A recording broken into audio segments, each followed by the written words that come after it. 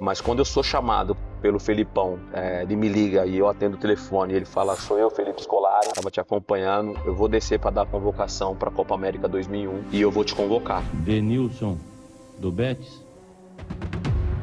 E eu no telefone, eu falei: pô, professor, obrigado e tal. E eu tinha vindo de uma Série B, que eu não sei se isso aconteceu já acho que na história. Completamente desconectado de seleção brasileira, porque eu tinha que focar no que eu tinha que focar, que era tentar fazer o Betis voltar pra Série A, tentar ter o desempenho que eu sempre tive até aquele momento, que eu tinha perdido por algum momento. E aí o Felipão me liga e me convoca. Então essa convocação pra mim foi como algo, assim, muito maior do que a primeira convocação minha naquele primeiro ciclo meu como profissional. Eu ligo pro meu pai e falo pro meu pai: ó, fui convocado pra Copa do Mundo. A mãe tá aí? A minha mãe tem um problema de audição, então ela não fala no telefone, né? Eu falei: a mãe tá aí? Tá, chama a mãe. Comenta com a mãe aí que eu voltei pra seleção, que eu fui convocado e tal. E aí eu escuto a minha mãe orando, agradecendo a Deus pelas orações que ela fazia. Uau! Tal. Meu bem Deus emocionante do isso.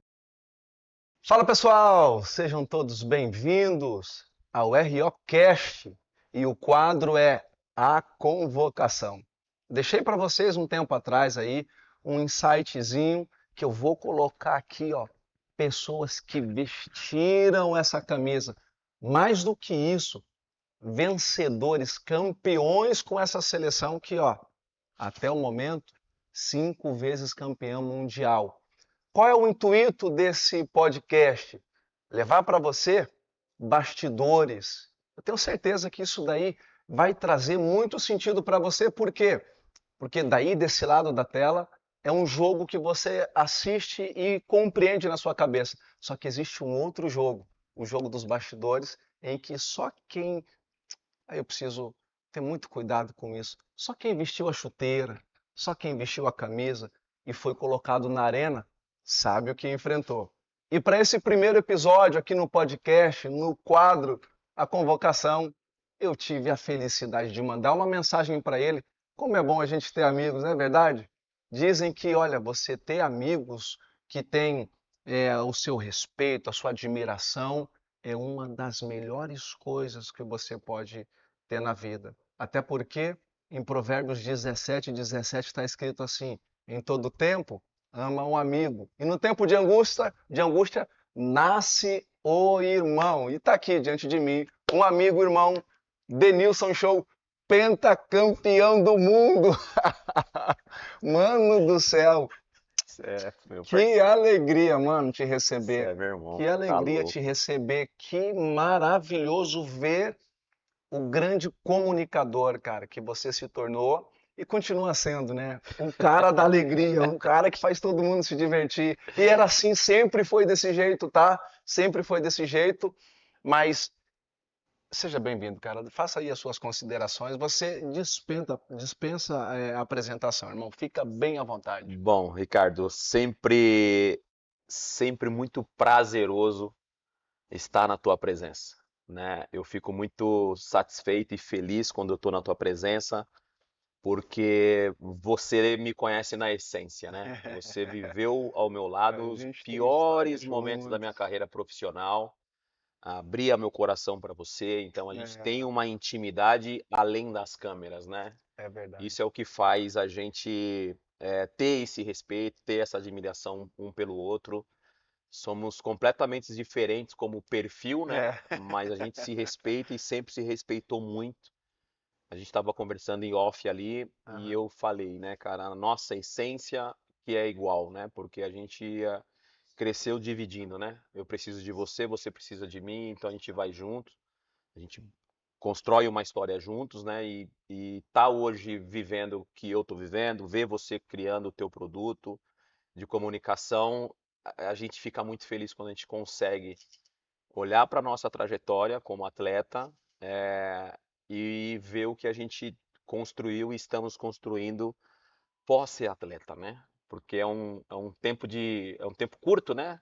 Como profissional, né? É, Só que a vida segue, né? esse tempo, antes de eu fazer a primeira pergunta, Sim, esse tempo, ele parece que foi tão rápido, cara. foi. Foram quantos anos de carreira profissional você? Eu 16. 16 anos, Eu cara. Se você 16. falou hoje 16, o meu menino hoje está fazendo hoje 10 anos. Cara, você fala assim, eu não vi passar esse tempo. Enquanto você está jogando, e eu acho que isso, para os atletas que estão nos assistindo, ele vai entender o que a gente está falando. Cara, passa muito rápido, Passa. mas na cabeça do atleta em atividade, às vezes ele acha que vai demorar muito tempo. Só depois que ele para, que ele tem essa percepção de que o tempo voou e ele não deu conta. Às Não vezes, percebeu. às vezes até um pouquinho antes de parar, quando vem o primeiro pensamento. Poxa, tá acabando. Eu tô te falando isso porque aconteceu recentemente de eu ver uma entrevista do Luiz Gustavo, que é o Uhum. jogador lá do Atlético Sim, do Atlético Paranaense, que foi pro São Paranaense. Paulo. Sim, Ele fala assim: eu sei que está acabando, né? E você vê que ele é um cara amadurecido, um cara muito. esclarecido, Um né? cara, pô, bem Extremamente, informado, né? um cara Extremamente culto, profissional e profissional. tal, mas ele já tem esse pensamento, ele já sabe Já falta pouco. que falta Ele pouco. enxerga já lá. Ele já enxerga. Isso é um mérito Tá. que muitos jogadores não têm essa Uhum. percepção, né, de que tá chegando a hora de parar. E aí provavelmente o Luiz Gustavo deve estar se preparando mentalmente, né, se preparando para ter de Sim, repente um sim, sim. pós-carreira. O mais complicado e o mais difícil é quando o jogador ele acha que essa carreira ela vai ser, né, duradoura e vai a vida Não vai ter toda. Eu vou fim, não ser vai ter sempre fim. jogador de futebol. É. Esse é o grande problema. Eu estou colocando o Luiz Gustavo como exemplo porque eu acho que com tanta informação que a gente tem hoje é importante que os jogadores tenham essa percepção antes mesmo de parar, né, para justamente ter esse tempo de preparação. Legal. Muito importante isso. Cara, fala pra mim, em que momento da sua carreira você entendeu que o talento, só o talento, ele não era suficiente. Ele precisava de uma pitada de sacrifício. Porque o talento, quem tem talento, ele precisa saber que esse talento precisa estar alinhado com o sacrifício, o trabalho. E qual foi o momento em que você teve que trabalhar isso daí na sua Muito mente? claro na minha cabeça. É, né? Muito claro. Quando eu tive que jogar a Série B pelo Betis. Porque eu vou pro Betis como o jogador mais caro do mundo, eu vou pro Betis como o jogador mais jovem que se destacou na Copa do Mundo de 98. E aí quando eu chego no Betis na primeira temporada a gente cai para a Série B. Na primeira temporada com o Betis. Aí eu caio para a Série B com o Betis e aí o presidente me libera para escolher um time para jogar. E aí eu escolho vir pro Brasil, voltar pro Brasil. E aí tem um período de 6 meses no Flamengo. E aí esse período de 6 meses no Flamengo não saiu da forma que eu gostaria que acontecesse. E aí eu volto pro Betis para jogar o segundo turno, né? A segunda parte da Série B com o Betis. Então esse momento foi o momento que eu pensei, Tá. não é só o talento, Uhum. né? Porque fazendo uma retrospectiva, quando eu caio para a Série B e o Betis me coloca o presidente Manuel Ruiz de Lopera, nosso presidente, Sim. quando ele fala, cara, Dom Manuel. é, essas nomenclaturas hoje, né? Pô, eu entendo que somos uma marca, que somos um Uhum. produto, e provavelmente o presidente deve ter pensado isso, cara. Eu não posso desvalorizar o meu produto jogando Certo, Série B, que certo. naquele momento era o Aham. jogador mais caro do mundo. É. Então ele deu a possibilidade de eu sair e continuar jogando num cenário, né, de visibilidade e tal. E eu preferi vir para o Brasil e escolhi o Flamengo porque, poxa, por si só o Flamengo é um, É cara, é um um, baita de um um clube, é gigante, um um gigante, clube é. A enorme, uma história nível mundial, maravilhosa. né? Falei, cara, eu acho que isso é uma combinação perfeita para eu continuar tendo visibilidade e ter aquela valorização, continuar tendo aquela valorização. Só que quando eu venho, eu não consigo jogar, eu até jogo, mas poucos jogos, a situação do clube era completamente diferente que a gente vê hoje, e aí eu tenho que voltar para o Betis, Uhum. eu tenho que dar um passo atrás, né? Porque individualmente, Ricardo, eu também vivi um momento de vaidade muito aflorado em mim. Eu tinha, pô, 20 anos de idade, Você- né?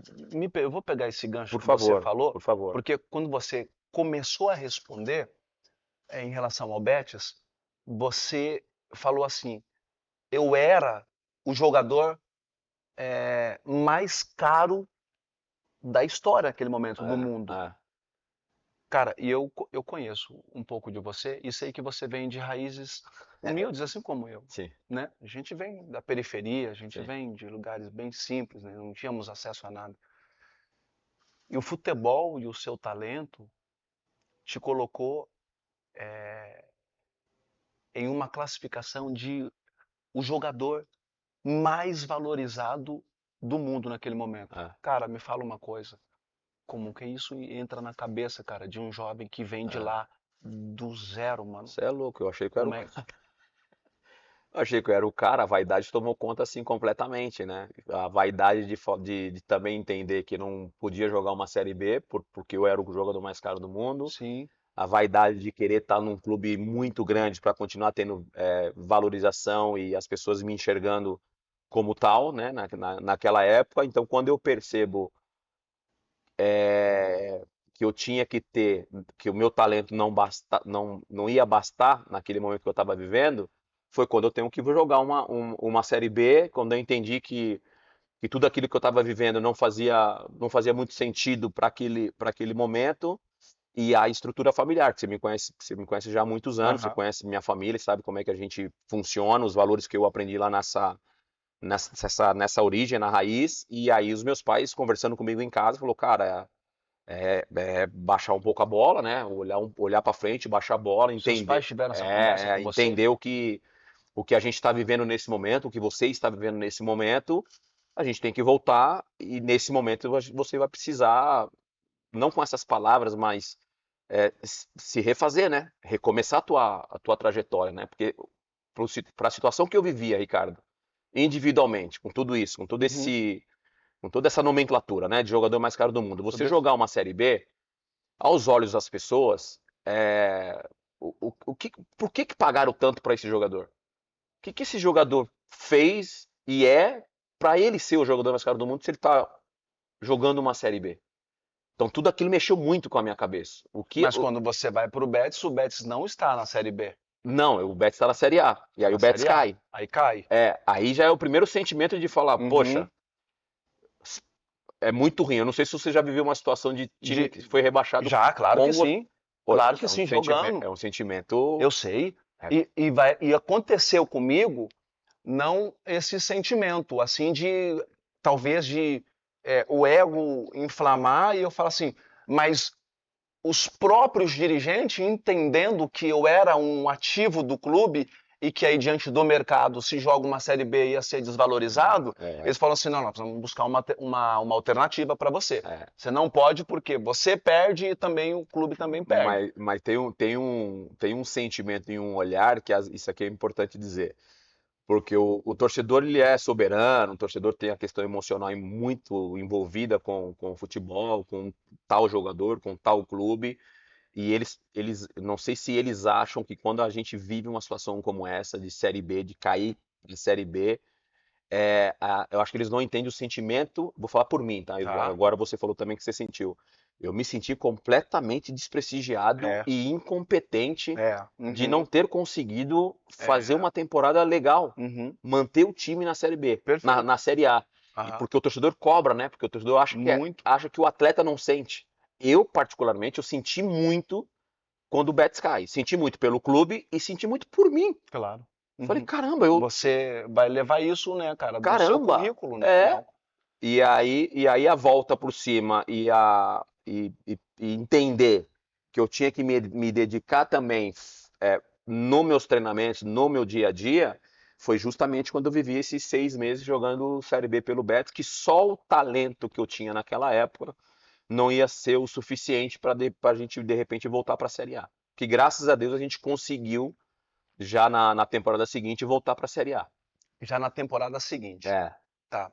Deixa eu fugir um pouquinho desse lado de clubes e entrar dentro desse mundo aqui que você e poucos pode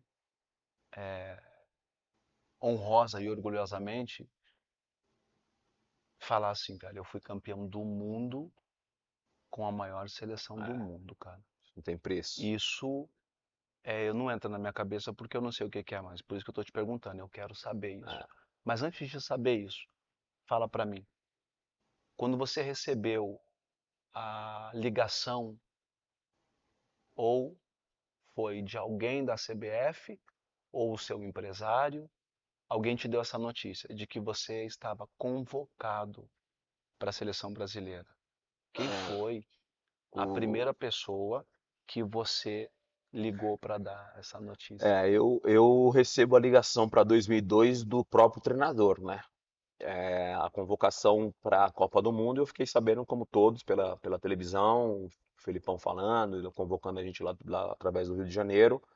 Mas o meu retorno, que para mim tem muito significado, né? Significado muito diferente do que foi a minha primeira convocação para a seleção brasileira, e, enfim, Copa do Mundo de 98. O meu segundo momento com a seleção brasileira foi muito mais prazeroso, muito mais.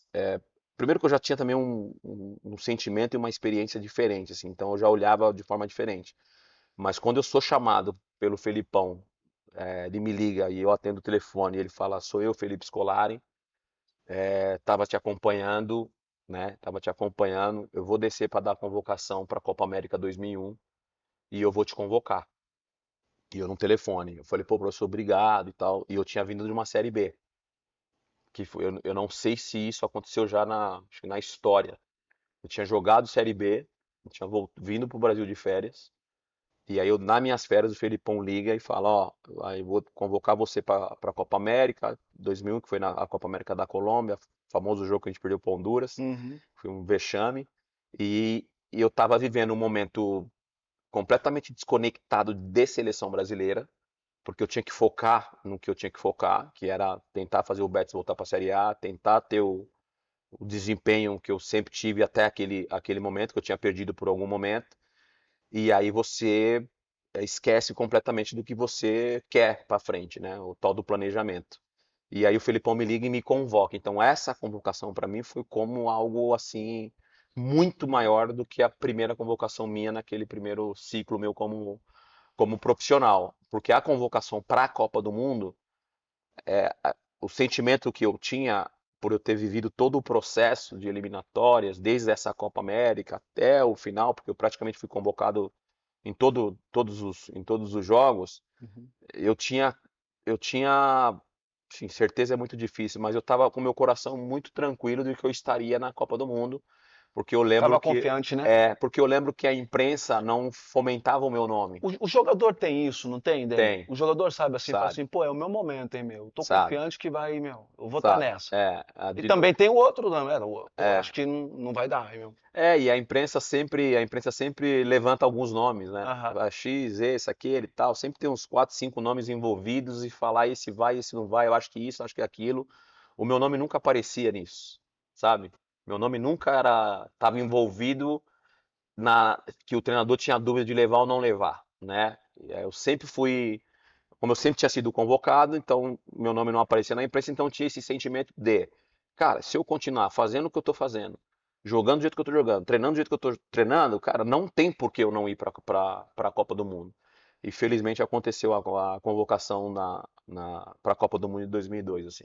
E, e quem foi a primeira pessoa que você ligou Pro meu para dar pai, essa né? Pro notícia? meu pai, Você né? não estava em casa? Não, não, eu não estava em casa, eu ligo pro meu pai e falo pro meu pai: ó, fui convocado para a Copa do Mundo. A mãe tá aí, né? Que a minha mãe tem um problema de audição, então ela não fala no telefone, né? Hum.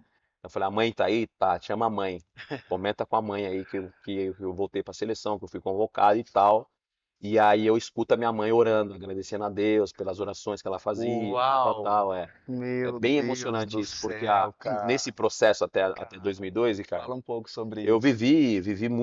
vivi coisas que eu não tinha vivido ainda até então como atleta, né? Esses Aham. sentimentos de frustração, de não jogar bem, de não estar bem comigo de cabeça e o porquê. Você já estava passando por isso? Porque eu vivo 94, finalzinho de 95, finalzinho de 98 de 95 até a Copa do Mundo 98. Cara, eu só ganhei, né? Eu só joguei bem, tudo que o futebol você imagina de bom Uhum. acontecia comigo naquele Tava momento. vivendo Tava aquele. vivendo aquele momento. É o seu, Aí eu, seu prime ali, né? cara, Seu prime. ótimo, e aí vou pra Copa do Mundo e jogo Copa do Mundo. Cara, eu só tava vivendo o que o futebol tem de melhor, assim, né? Ganhando jogos toda hora, e eu entrava em campo com um nível de confiança altíssimo, com uma certeza de que eu ia jogar bem, uma certeza que eu ia driblar o adversário, certeza de tudo. E aí vem o processo de adaptação na Espanha, jogando mal, não sou convocado, e aí eu começo a viver tudo que o futebol não tinha me mostrado ainda. Você não tinha vivido, você não tinha Não, provado disso. não tinha provado disso, esse sentimento. Aí eu comecei a viver todos esses sentimentos de derrota, de frustração. E vinha como uma avalanche, É, assim, de falta de conhecimento, né? Eu não conhecia aquele sentimento. porque você não viveu, cara. Não tinha Você vivido. nunca passou Então era por um esse tipo de sentimento. situação. Então tinha que me adaptar a isso. E eu demorei a me adaptar a isso, a entender esse sentimento de derrota. Você precisa. A derrota, e não é frase vazia, ela te ensina muito mais do que a vitória. Concordo com Né? você. A Aham. vitória te dá um sentimento, né? De Tá prazer. tudo bem, que tá tudo E bem. tá tudo Pô, eu certo. A ganhei. derrota não, a derrota É. faz você pensar. Ela faz você pensar isso, ela te confronta. Entendeu? A derrota faz você pensar. E eu não pensava nisso. Eu não Ela tinha. te confronta. Eu não perdia, É. eu só ganhava. Então, pra mim, tá tudo lindo. Então, quando eu começo a ter o sentimento de derrota, ter esse confronto que você falou, eu falei, caramba, como é que é isso? Como que eu saio disso? Como que eu supero isso? Como que eu entendo isso? Então, eu fui vivendo isso e eu fui me afundando. Eu fui me fechando num mundo que eu falava, caramba, como é que eu saio desse mundo? Eu tô jogando mal. Eu não consigo driblar 2, 3 igual eu driblava no Brasil. Eu não conseguia nada. E esse jogo agora, então, ele sai do campo para vir para o campo mental, né? Sai desse campo físico e vem para o campo mental, porque agora você está vivendo um grande conflito. Exato. Essas perguntas sem respostas, os Exato. porquês que você não consegue responder. E te digo mais, eu tava fazendo a mesma coisa, tá? Eu tava cumprindo com os meus horários, indo treinar, me dedicando no treino do jeito que eu me dedicava, corria do jeito que eu corria, tentava fazer as jogadas que eu sempre fiz, só que não tá acontecendo, E aí? entendeu? Não tá acontecendo. O que que se faz agora? Esse cara tá assistindo a gente? Esse jogador que tá assistindo a gente, esse jovem que tá assistindo a gente, que tá passando por esse tipo de situação. E aí eu vou para um outro campo, esse empresário, né? Esse profissional está construindo algo que está passando por esse grande conflito agora. Você vai responder dentro do campo do futebol, do esporte, mas isso amplia para todas as esferas. Se você sabe que você tem talento, se você sabe que está fazendo tudo direitinho e as coisas não estão se encaixando, não estão dando certo, o que que se faz? Primeiro você tem que entender, parece fácil, né, a gente falar agora, porque a gente já passou e a gente já aprendeu. Mas se você conseguir entender que isso é só um momento, que esse momento não é o que te define, não é o que você é, É uma fase. que é uma fase, aí está o grande segredo. É você suportar esse momento, entender que esse momento não te define, que você não é esse momento. Eu não sou esse momento, eu não sou essa fase. Não pode te definir. Não pode te definir, esse momento não pode te definir. Se você conseguir entender isso e suportar esse processo, a hora que você sair desse processo, você vai viver uma situação bacana, um momento legal, que também não pode te definir, e entender que lá na frente vai vir alguma coisa também difícil, algum processo difícil, e aí sim você vai ter o discernimento e a paz de entender que isso aqui é difícil e eu sei como enfrentar isso aqui, porque lá na frente vai voltar a ser um momento, porque a nossa vida é assim, né, Ricardo? A vida é assim, A nossa vida é assim, a vida profissional e a vida pessoal, é assim. elas são assim, né? Esses altos e baixos, esses lugares ruins, lugares ótimos. O mais importante é você entender que esses lugares, eles não acabam te definindo. Porque se você se define só pelo momento que você está vivendo ótimo, e eu sou isso, a frustração, quando ela vier, ela vai te machucar mais. Ela vai te derrubar. Ela vai te derrubar. Agora, você falou algo que para mim é muito importante. Eu acredito muito que os pais, eles têm o poder de dar um destino para os filhos. Seja um destino de, de felicidade, de alegria e também um destino de derrotas, de fracasso. Sim. A palavra de um pai tem muito peso sobre Sim. a vida de um filho. E você falou assim, enquanto eu estava vivendo né? Não foi com essas palavras, Sim. mas você dizia, enquanto eu estava vivendo esse grande conflito, esse jogo no campo mental, no campo da mente, né? É, que eu pego o telefone e tal, que eu ligo pro pai, e aí peço para chamar a mãe estava orando, né? E aí, cara, isso daí, sem sombra de dúvidas, foi como para você um, um grande reforço, Ah, né? ah, Quando um pai e uma mãe ah, dobra o joelho e, e pede em favor de um filho, ah. ah, Denilson, não tem como o céu não responder, porque eu lembro que quando eu estava também na pior fase da minha vida, a vida já não era boa. Com 19 fui mandado embora. E a pior fase, pior momento. Eu dei a notícia para minha mãe, foi ela que me sustentou. Ela falou assim: eu não vou deixar você desistir agora. Você vai continuar. Então, é muito importante a gente ter uma família que está com a gente em todos os momentos, porque você está vivendo só a fase boa. Na Só. fase boa é maravilhoso tudo, mas é na fase ruim que a gente precisa desse reforço. É quando você tem a mãe, o pai, a família que É, está e mesmo, nessa retaguarda, é um grande e reforço. mesmo, e mesmo na fase boa, Ricardo, que eu vivi lá na época de São Paulo, por exemplo, mesmo na fase boa, eu fazendo uma retrospectiva, eu já fiz isso e faço esse exercício todos os dias de agradecimento, de exercícios de que lugar que eu estou ocupando hoje, o que eu estou fazendo hoje, o que está certo fazer, o que não é certo fazer. A experiência vai te dando isso, o amadurecimento vai te dando essa visão. Mas mesmo naquela minha fase boa no São Paulo, eu lembro de comportamentos e falas assim dentro de casa dos meus pais no sentido de legal, tá, mais calma. É legal, mas sempre tinha um mais, assim, sabe? Uhum, Sempre tinha um sim. vindo do meu pai e da minha Olha, mãe, sabe? não. Sei lá, algo tipo. Não acho que não é legal sair hoje, né? Acho que não é legal ir pra balada hoje. Ô, mãe, você não tem treino? Sabe? Sempre tinha um olhar dos meus Uhum, pais. bem cuidadosos. O que que eu entendo? Hoje somos pais hoje, Sim. né?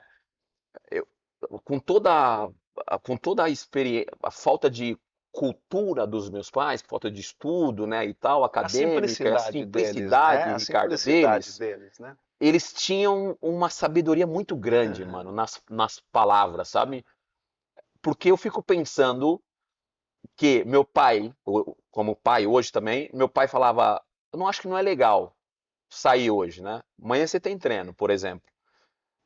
Mas deixa ele ir, porque ele tem que também, Uhum. sabe? Ele tem que também botar o Vai dedo ter na tomada que e ir sentir o sentir, né? choque. E aprende só quando passa por essa situação. Então eu acho que meu pai falava, eu não obedecia, porque eu ia para a balada, mas pode ser que esse processo, por exemplo, que eu passei sem jogar bem, mesmo fazendo as mesmas coisas, pode ser que tenha a ver com essa saída minha. E essa Tá. fatura chegou um pouco mais na frente. Uhum. Não no dia seguinte, não na semana seguinte. Mas chegou num momento. Pode ser. Tô falando que Sim, é. pode, Mas pode pode, ser, mas o pode, meu pai pode. falou. Meu pai falava, mas falando, mas ele precisa. Ele precisa passar por ali, ele precisa aprender. Porque a gente fala hoje, né? A gente cria o filho pro mundo. Só que hoje a vida que eu tenho e os valores que eu carrego e tento de alguma forma transmitir e passar para os meus filhos, muito alinhado com a origem da minha esposa, foram os meus pais que me ensinaram isso, sabe? Mesmo num cenário completamente diferente que é o cenário que hoje a gente vive e que a gente tenta proporcionar para os nossos filhos. Eu gostaria muito de que os meus filhos sentissem um pouco do que a gente sentiu, mas acaba sendo um egoísmo da minha parte, sabe? E aí é o Uhum. exercício que eu faço também todos os dias. É, Por que fazer os meus filhos passar por que eu passei? Não faz sentido. não. Eles vão passar o que eles Eles vão precisam viver as passar. experiências que eles vão ter ao Exato, longo da exato. vida. Então Mas, eu faço esse exercício todos os dias. mas não as que você teve, isso é Não, impossível. isso Eu, em não algum vai. momento da minha trajetória, assim, e já tinha vencido, graças a Deus, o jogo virou. Eu tive esse tipo de conversa com os meus filhos. E aí a gente foi em São Paulo, em algum lugar almoçar, num restaurante e tal, e aí nós passamos na frente ali do Carandiru. E eu mostrei para eles, falei assim, a gente saiu daqui, a sua mãe morou aqui nesse prédio, e o pai morou na parte de dentro, tá? Mas hoje, assim, tá melhor, porque na época que nós moramos aqui, era barraco, tudo, não tinha saneamento básico, não tinha nada.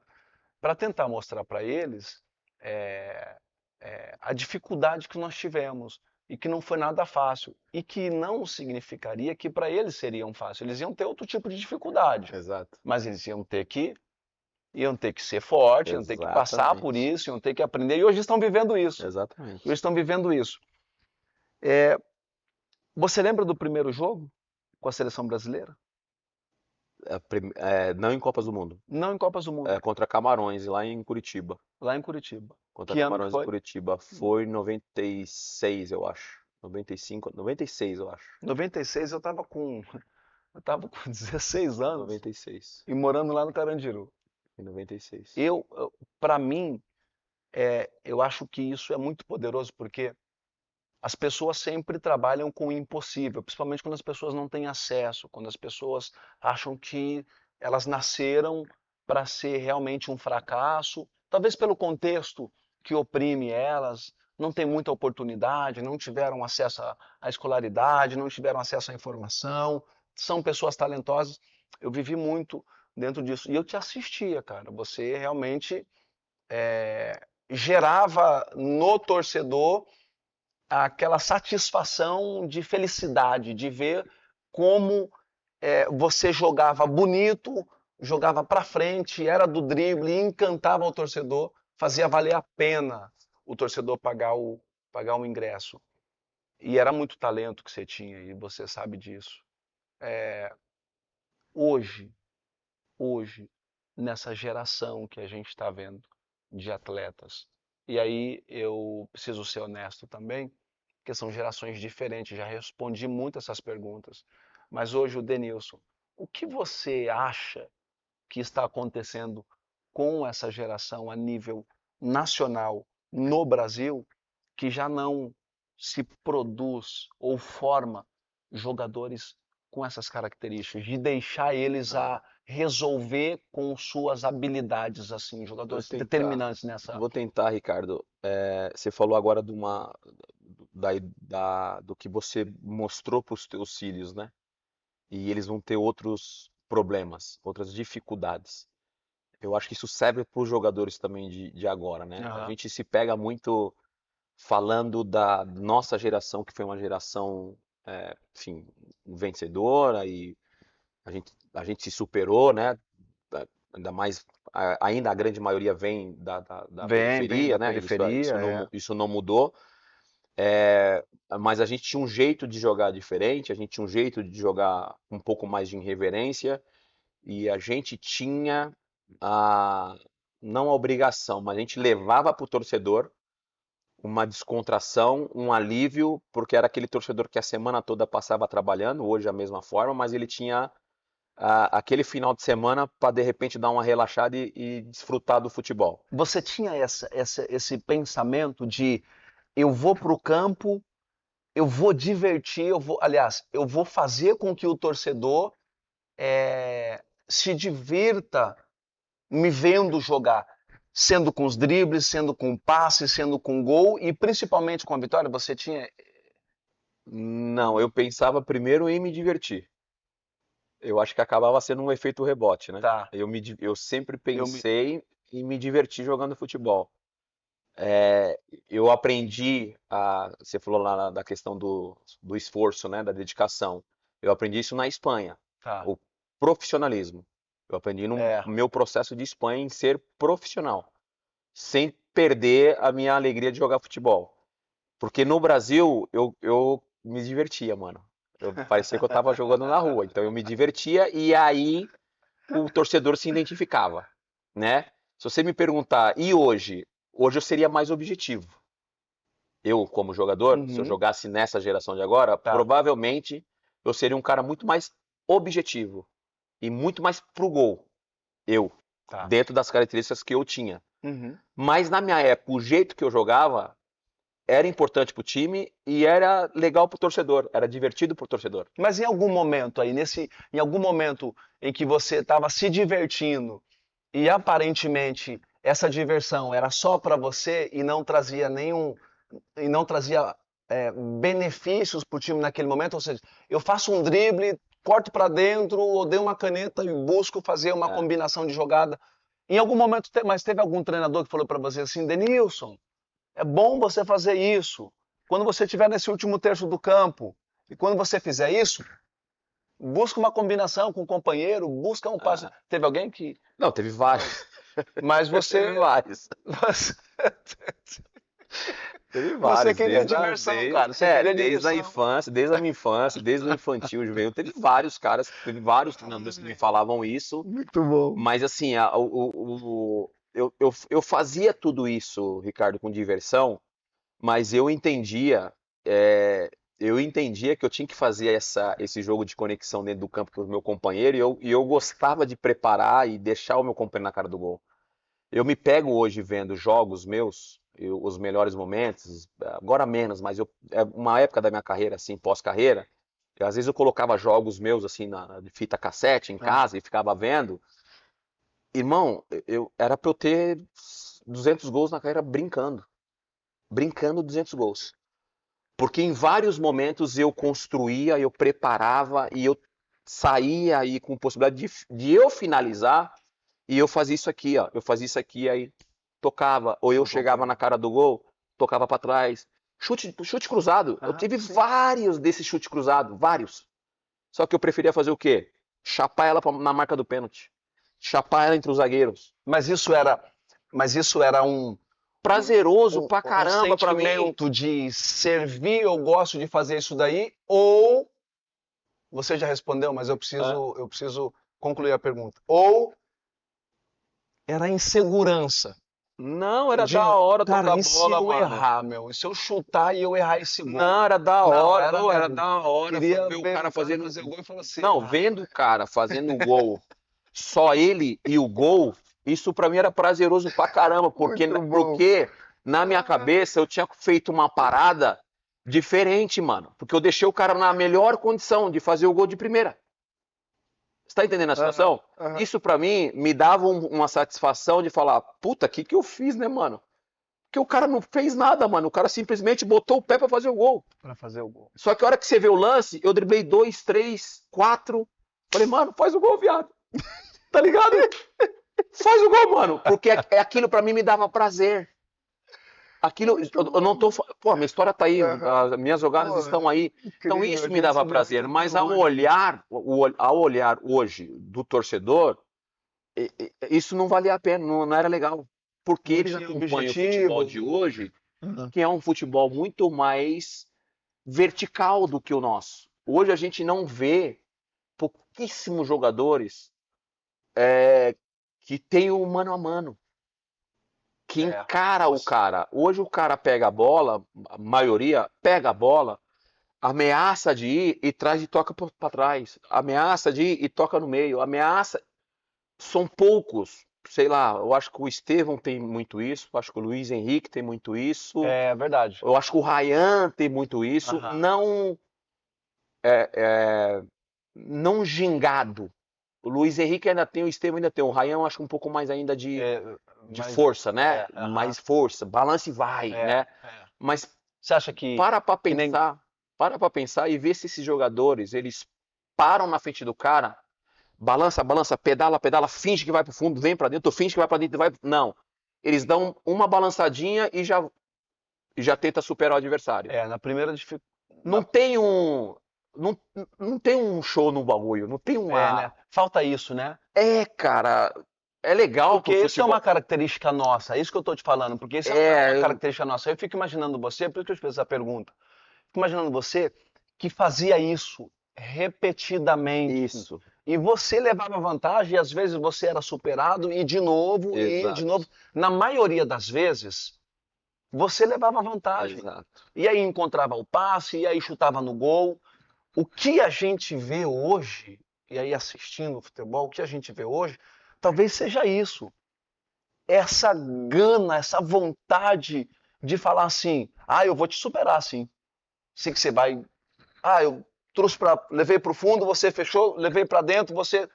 Sabe, provocar Cara, o cara a falar assim, cara, você não vai conseguir me parar. num jogo de futebol, são vários momentos e segundos que você precisa tomar decisões dentro do jogo, correto? Muito, muito, muito Toda hora curto, você está muito tomando pouco uma tempo. decisão, toda hora.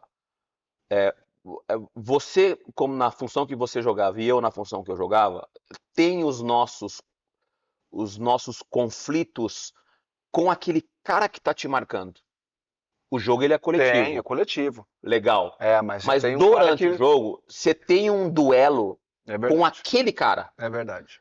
No meu lugar, na posição que eu tinha dentro do campo, às vezes esse duelo com esse cara mexia com o meu psicológico. Eu falava, malandro, é você que eu quero. Então, Você não enquanto eu sabe com não quem você passar por mexeu. você aqui, eu não vou tocar a bola ali. Então, enquanto eu não te dar a palavra humilhar, né? Que a gente usava muito isso. Sim, O sim. Ricardo humilhou o zagueiro e fez o gol. O Denilson Envergonhar humilhou, não sei o você. que. Todo mundo vai. Então tinha um conflito, às vezes, comigo e com o cara, com esse duelo coletivo, legal, que é o principal, funciona, Sim. mas tem eu e você, meu lateral. Mas no coletivo, cada um tem a sua entrega. Isso. Você sendo o cara do último terço do campo, cara, o último terço do campo eu me lembro. Vai pra cima, entra dentro da Desce. área, dribla, se te tocar é pênalti, e se não você vai superar o cara e vai fazer o gol, ou vai encontrar o passe pra Só gol. que só que eu tinha uma parada comigo de que se o cara ganhasse de mim uma ou duas, eu tinha uma parada comigo de falar, mano, eu preciso ganhar três dele. Então, muitas vezes eu tinha a oportunidade de dar o passe, mas eu falava, não, eu vou dar o passe depois que eu driblar esse malandro aqui. Entendeu?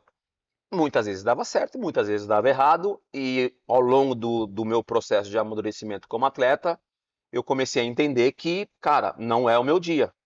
Esse cara tá me superando já com uma certa frequência, então é melhor eu tocar a bola. É melhor eu ir tocando bola e vamos ver se daqui a 5 minutos, daqui a 10 minutos, eu volto a tentar de novo. Mas nesse meu começo de jogador, de me divertir, não tinha essa parada de eu vou tocar a bola primeiro. Nada. Primeiro eu vou ver eu e você, mas vamos ver nós dois aqui quem tem mais pra Claro. trocar. Nós dois. Eu tenho mais pra trocar, então hoje vai ser fácil. E aí fazia o que tinha que fazer, Ricardo, faz o gol. Fazia o que tinha que fazer e faz o gol. Isso veio da infância? Isso vem da Veio várzea. da várzea. Isso veio da várzea. Isso veio da várzea de moleque eu de 10 jogando com moleque de 13. Eu com 10 jogando com moleque de 14. Eu com 8 jogando com moleque de 11. Sempre abaixo E da sempre idade. e sempre com essa coragem de humilhar o cara, tá E ligado? como é que eles te chamavam lá? Gaguinho. Era o Gaguinho, famoso Gaguinho de Diadema. Isso aí é o Gaguinho de Diadema. Às vezes eu tô nos lugares e falo, e aí, Gaguinho? Eu falo, opa. Mano, Até falo pra mim, opa, peraí, alguém que me conhece. Quando mete o Gaguinho. Aí eu falo, isso aí eu acho que é lá da região. Isso tá quebrado, assim.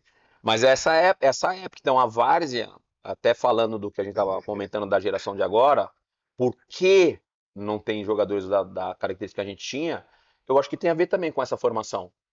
Formação várzea já, tá? Campo de várzea. Sim. Quando a gente fala formação, porque as pessoas, a formação, quando a gente fala em formação, a formação parece que começa quando você entra num clube de futebol.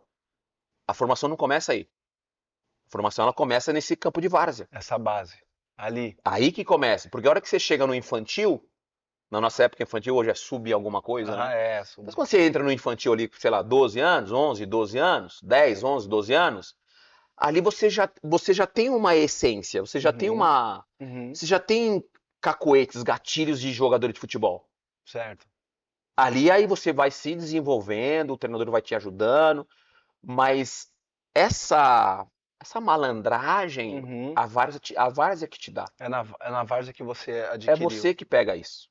Ali, a base pra mim é ali. Porque a hora que você, eu tô falando por mim, imagino que você viveu a mesma situação. Quando eu chego no São Paulo, com 12 anos de idade, certeza que ali eles já viram que eu tinha algo. Agora vamos lapidar isso, vamos encorajar aqui, vamos tirar isso que não é legal, vamos acrescentar. Eles, como profissionais do futebol, como educadores do futebol, eles tinham esse olhar já. A gente não tinha esse olhar. A gente queria estar com a bola no pé. Só bola, né? Eu queria fazer gol. Eu queria finalizar com a minha perna esquerda. Eu queria finalizar com a minha perna direita. Eu queria driblar, irmão. Eu queria aprimorar o meu drible. Eu queria aprimorar minha bicicleta. Eu queria aprimorar... A gente só tinha isso. Aí o treinador fala, mano, por que em vez de você pedalar aqui, por que você não pedala lá? Que legal isso que você tá falando. Entendeu? Muito bom isso daí, cara. Essa parada aí da bicicleta, né, cara, da pedalada. Quem foi que você viu e se espelhou, cara? Pô, boa pergunta, hein, Eu mano? acho que nunca te fizeram essa pergunta, eu não Eu sei se vi. fizeram. E olha só, me veio na cabeça agora. Porque assim, isso daí é muito característico seu. Puta, eu não lembro quem eu vi, não, hein, mano? Sério, mano? Eu não lembro quem eu vi, não. Era uma característica minha, assim, eu gostava de fazer, mas eu não lembro de quem eu vi fazendo e vou tentar imitar. Então, olha só isso daí. Então, cara, porque assim, todo mundo teve alguém que teve que se espelhar e modelar. Caramba, esse cara aqui, o que ele faz, eu vou tentar fazer, meu, porque eu acho que se eu conseguir fazer o que esse cara fez aí no meu jogo, vai dar bom.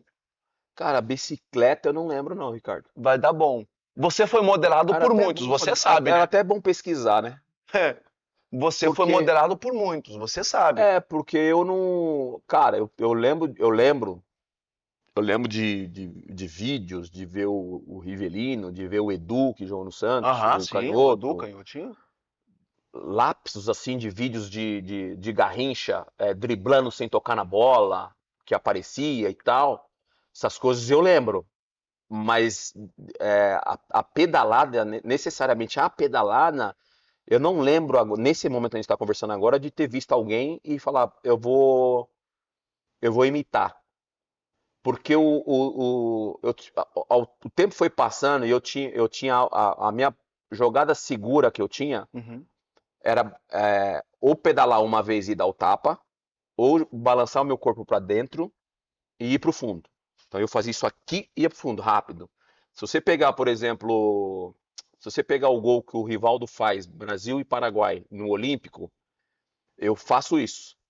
Eu induzo o cara que eu vou para dentro do campo, no bico da área grande. Tá. Eu driblo o cara, Esse jogo que você tá falando foi o da caneta no ar? foi da caneta do Ars. É esse daí. Isso é divertido pra caralho, fala a verdade, isso é divertido. Eu faço o quê, Ricardo? Eu já vejo. Quando eu supero o cara a primeira vez. Passou limpinho. Passou limpinho. Quando eu supero o cara a primeira vez nessa jogada. Esse lance foi foda, né? Quando eu supero o cara na primeira jogada, eu já tô vendo.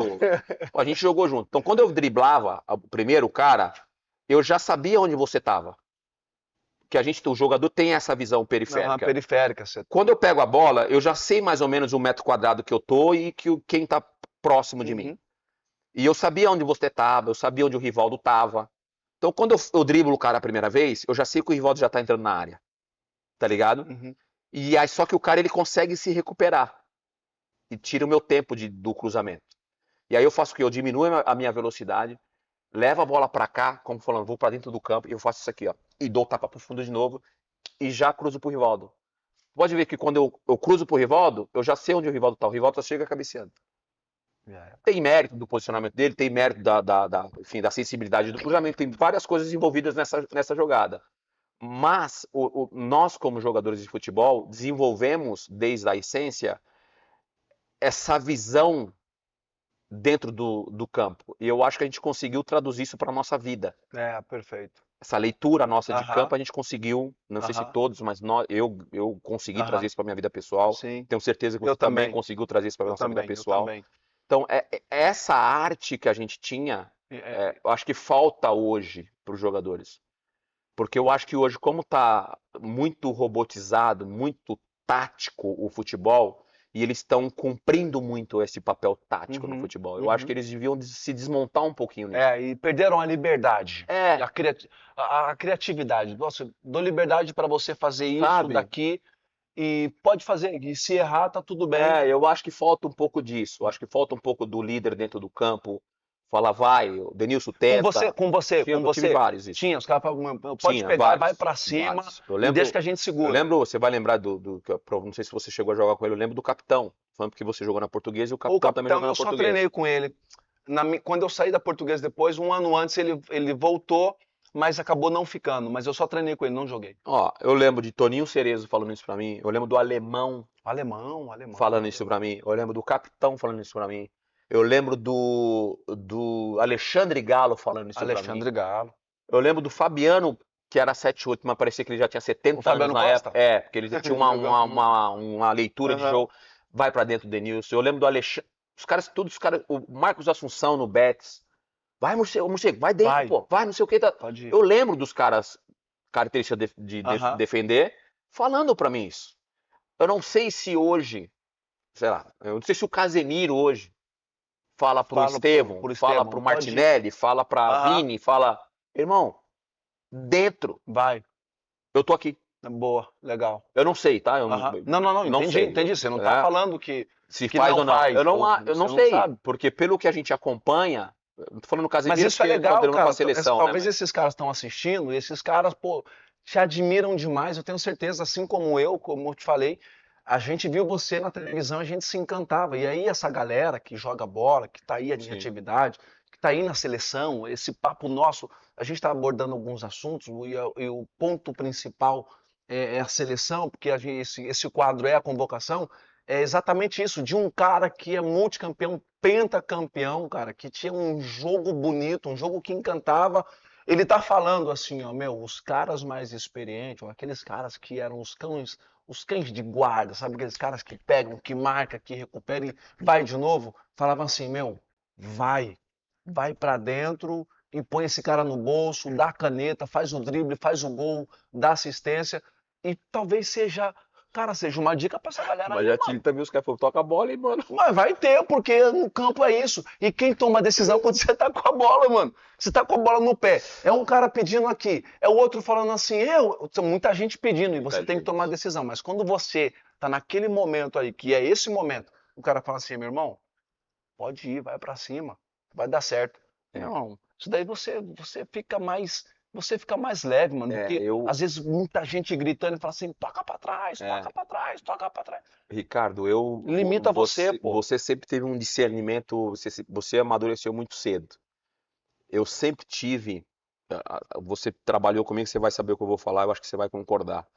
Eu sempre fui o cara do Denilson, chega aí, mano. Porra, eu preciso de você, mano. Você fez errado, tá, mas, mano, eu preciso de você. Eu não sou aquele cara de você me expor, chamar minha atenção perante Uhum. todo mundo, aí o treinador ou o capitão ou quem fosse que fizesse isso me perdia.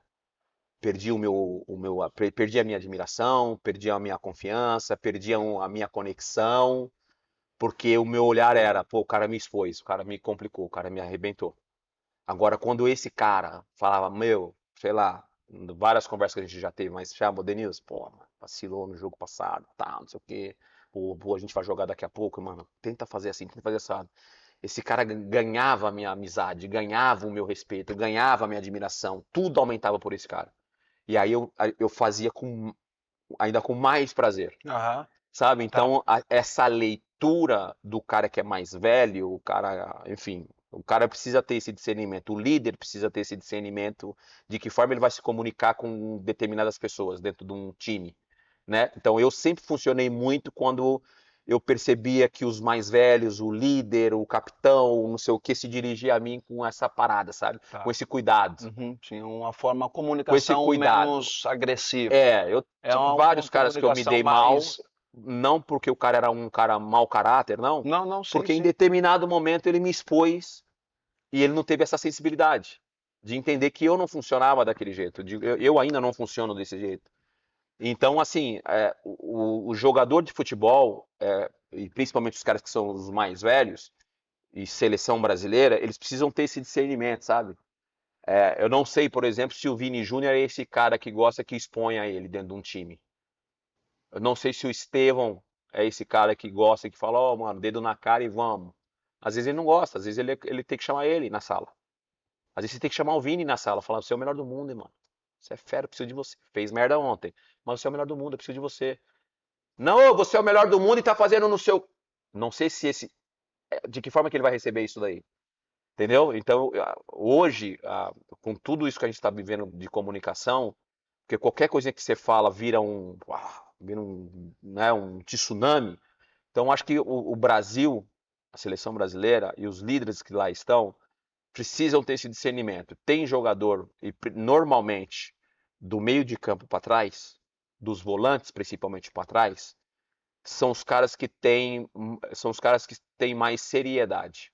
Porque eles enxergam o jogo de forma diferente do que eu, do que o 10, do que o ponta direita, do que o ponta esquerda, do que o 9.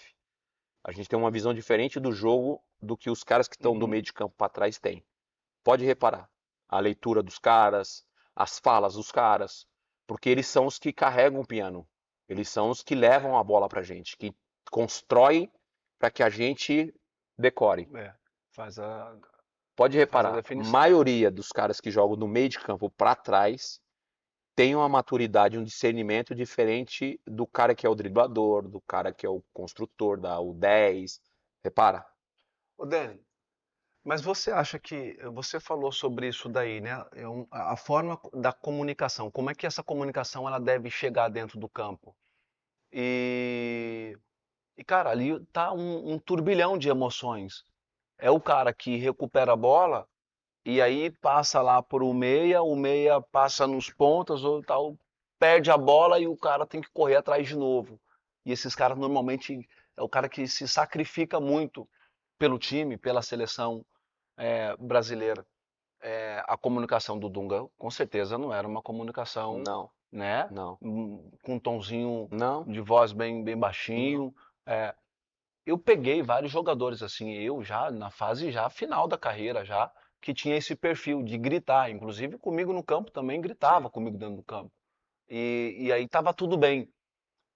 Você acha, e aí a gente vai entrar num ponto que eu tenho analisado bastante e cada vez mais eu tenho a certeza de que isso daí sim é um problema geracional, tá? É o meu ponto de vista.